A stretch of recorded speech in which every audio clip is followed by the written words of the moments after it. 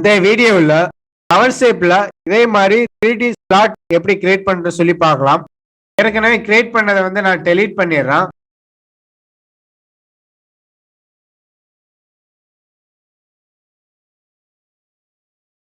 இப்போ பார்த்தீங்கன்னா அந்த ஃபியூச்சரை டெலீட் பண்ணிட்டோம். அந்த ஃபியூச்சர் எப்படி கிரியேட் பண்றதுன்னா, முதல்ல காம்போசிட் கருவுல போயிட்டு கருவு எடுத்துக்காங்க.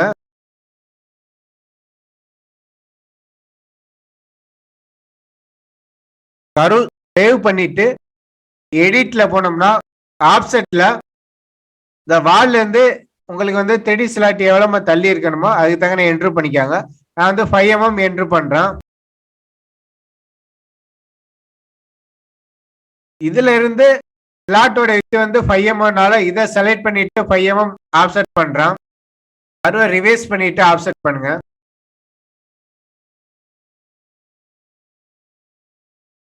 இந்த மாதிரி கரு ஆப்செட் பண்ணிட்டு நெக்ஸ்ட் பாத்தீங்கன்னா 2 கருவை செலக்ட் பண்ணிட்டு ரிஜின் ஆப்ஷன் போனீங்கன்னா சாலிட் வந்து கிரியேட் ஆகாது. அதனால 2 கருவை செலக்ட் பண்ணிட்டு எடிட்ல போனீங்கன்னா இந்த ஆப்ஷனை பிரஸ் பண்ணீங்கன்னா ஸ்டார்ட் பண்ணட்டுமான்னு கேக்குது. ஜெட்டோட லெவல் கேக்குது. அந்த ஒர்க் பிளேன் கண்டியே 0 கொடுத்துடுறேன். நெக்ஸ்ட் பாத்தீங்கன்னா சாலில போயிட்டு ரிஜின்ல போயிட்டு உங்களுக்கு தேவையான அளவு எக்ஸ்டெண்ட் பண்ணிக்காங்க.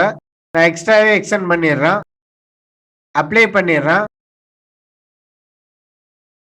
நெக்ஸ்ட் பாத்தீங்கன்னா வயர் ஃப்ரேம்ல போயிட்டு காம்போசிட் கருவுல ஒரு சர்ஃபேஸ் கிரியேட் பண்றாப்ல இருக்கும். இந்த சாலிடை கட் பண்றதுக்கு ஒரு சர்ஃபேஸ் கிரியேட் பண்ணணும். அதனால இந்த காம்போசிட் கருவு ஜென்ரேட் பண்றேன். இதை ரிவைஸ் பண்ணிட்டு ஏன் ஆப்ல காம்போசிட் கருவு ஜென்ரேட் பண்ணிட்டு சர்ஃபேஸ்ல போனீங்கன்னா இந்த ஆப்ஷன்ல போயிட்டு எக்ஸ்டெண்ட் பண்ணிக்காங்க. நெக்ஸ்ட் பாத்தீங்கன்னா இந்த பேஸ்ல இருந்து ஸ்லாட் டெப்த் எவ்வளவு வேணுமோ அதுக்கு தக்க மூவ் பண்றாப்ல இருக்கு. இந்த சர்ஃபேஸை செலக்ட் பண்ணிட்டு எடிட்ல போனீங்கன்னா மூவ்ல போயிட்டு உங்களுக்கு ஸ்லாட்டோட டெப்த் எவ்வளவு வேணுமோ அது தக்கன என்ட்ரு பண்ணிடுங்க. நான் 4 mm கொடுத்துட்றேன். கொடுத்துட்டு அக்செப்ட் பண்ணிடுறேன். இப்போ பார்த்தீங்கன்னா 4 mm வந்து ஈக்குவலாக இறங்கிருச்சு. நெக்ஸ்ட் பார்த்தீங்கன்னா சாலியில் போயிட்டு ஸ்ப்ளிட் ஆப்ஷன்ல போயிட்டு செலக்ட் பண்ணுங்க. இந்த சாலிடை தான் நமக்கு ஸ்ப்ளிட் பண்ணணும். இதை செலக்ட் பண்ணிட்டு சர்ஃபேஸ்ல போனீங்கன்னா இந்த சர்ஃபேஸ் செலக்ட் பண்ணிட்டு அப்ளை பண்ணோம்னா இது 2ஆ ஸ்ப்ளிட் ஆயிரும். இப்போ பார்த்தீங்கன்னா இந்த சாலிட் டூல வந்து நம்மளுக்கு ரெக்ரூட்மெண்ட் டெப்த்துக்கு ஏற்றாப்புல கட் பண்ணியாச்சு. நெக்ஸ்ட் பார்த்தீங்கன்னா பாட்டம் ப்ரொஃபைல் தேவையில்லை, டெலீட் பண்ணிடுறேன். இனிமே 3D ஸ்லாட் கிரியேட் பண்றதுக்கு சப்ராக்ட்ல போயிட்டு டாப் ப்ரொஃபைலை செலக்ட் பண்ணிட்டு ஓகே ஊட்டினா போதும். நம்ம தேவையான ஆப்ல 3D ஸ்லாட் வந்து கிரியேட் பண்ணியாச்சு. நெக்ஸ்ட் பார்த்தீங்கன்னா இந்த ப்ரொஃபைல் வந்து ஃபிளாட்டா இருக்கு. இதே ரேடியஸ் மாதிரி வேணும்னா எப்படி ஜென்ரேட் பண்றதுன்னா ரிஃப்ளெக்ட்ல போயிட்டு பாட்டம் ப்ரொஃபைலை செலக்ட் பண்ணிட்டு